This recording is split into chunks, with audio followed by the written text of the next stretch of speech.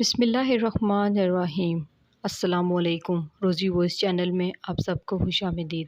آج میں آپ کے لیے ایک بہت ہی اچھی اور دلچسپ کہانی لے کر آئی ہوں۔ کہانی شروع کرنے سے پہلے آپ سب سے گزارش ہے کہ آپ نے اگر ابھی تک میرے چینل کو سبسکرائب نہیں کیا تو میرے چینل کو سبسکرائب کیجیے، ساتھ جو بیل آئیکن ہے اس کو بھی کلک کیجیے تاکہ ہر نئی آنے والی ویڈیو آپ تک آسانی سے پہنچ سکے۔ میرے والد نے زبردستی میری شادی ایک کالے کلوٹے لڑکے سے کر دی۔ وہ میرا بہت حیا رکھتا تھا، مجھ پر جان نچھاور کرتا، مگر میں اس کے ساتھ رہنا نہیں چاہتی تھی، اس لیے اس پر الزام لگا دیا کہ وہ مجھے مارتا پیٹتا ہے۔ میں ہلا لینے کے لیے عدالت میں پہنچ گئی۔ جیسے ہی طلاق کے کاغذات جاری ہوئے میرے شوہر کے چہرے پر مسکراہٹ پھیل گئی۔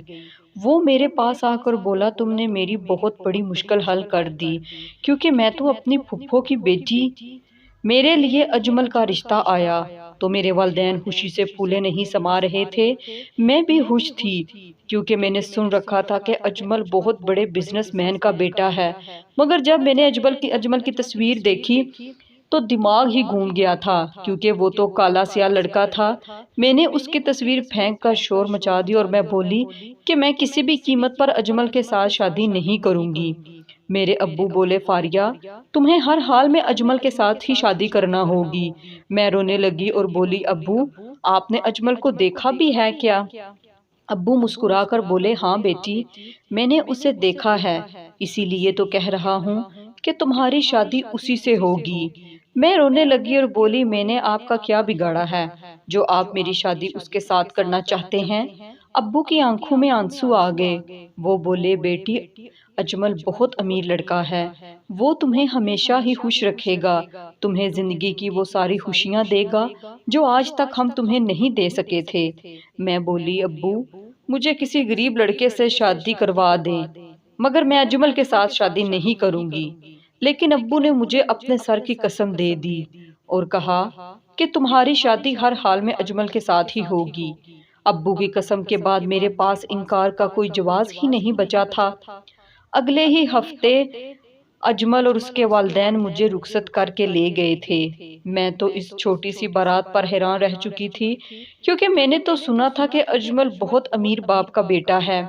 میں نے اس بات پر اعتراض نہ کیا، کیونکہ میں تو اس شادی پر ویسے بھی خوش نہیں تھی۔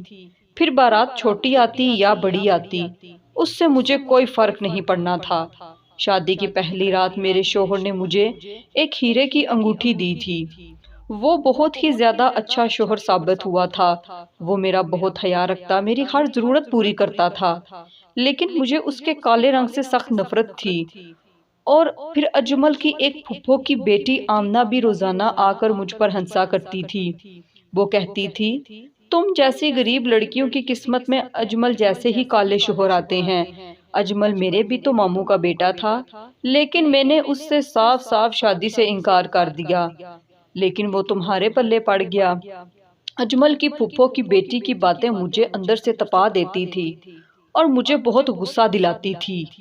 ایک دن میں نے کہہ دیا کہ میں تو خود اس سے شادی نہیں کرنا چاہتی تھی، یہ تو میرے والد نے مجھے اپنی قسم دی تو میں نے اس سے شادی کر لی۔ آمینہ بولی، تو تم اس سے خلا کیوں نہیں لے لیتی؟ میں بولی، مجھے کورٹ کچہری کا کچھ علم نہیں ہے۔ آمینہ بولی، تم بے فکر ہو جاؤ، سب کچھ میں ٹھیک کر دوں گی۔ میں نے آمینہ کے مشورے پر عمل کیا اور طلاق لینے کا منصوبہ بنا لیا۔ میں نے یہ مشہور کر دیا کہ اجمل مجھے مارتا پیٹتا ہے، رات کو نشہ کر کے آتا ہے، اور خلا لینے کے لیے عدالت میں پہنچ گئی۔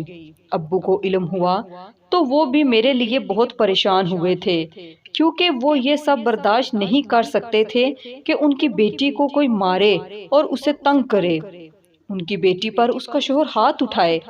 ابو وہ میرے ساتھ ہی تھے۔ یہ کیس بہت جلدی نمٹ گیا تھا۔ جیسے ہی طلاق کے کاغذات جاری ہوئے میرے شوہر کے چہرے پر مسکراہٹ پھیل گئی تھی۔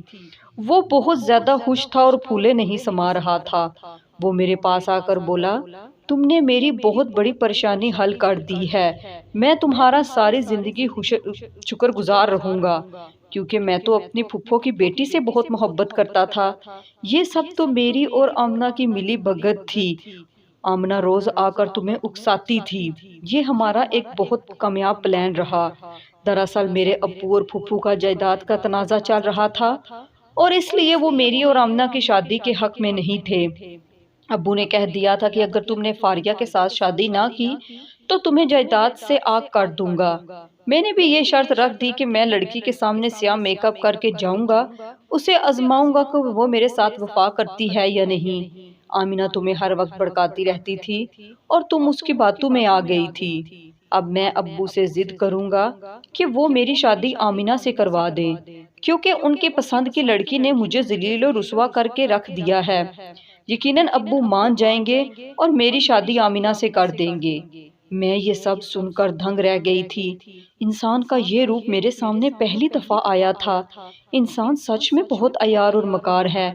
मैं लट्टी पट्टी सी घर में तो आ गई थी, मगर मुझे सुकून का कोई पल नसीब नहीं हो रहा था। इसलिए मैंने ये सब अपने साबका ससुर को बता दिया कि ये सब चाल आमिना और आपके बेटे की थी। आमिना आकर मुझे उकसाती थी। कुछ ही दिनों बाद मुझे इत्तला मिली कि आमना की शादी किसी और से कर दी गई है। ये सुनकर मेरे दिल पर फुहार बरस चुकी थी। यकीनन आमना को धोखे का बदला मिल चुका था। इंसान ये सोचता है कि अगर वो किसी दूसरे को धोखा दे रहा है तो उसे धोखा नहीं मिल सकता। बाज़ औक़ात ऐसा भी होता है कि जो खड्डा आप दूसरों के लिए खोदते हैं, खोदते खोदते आप खुद ही उसमें गिर जाते हैं।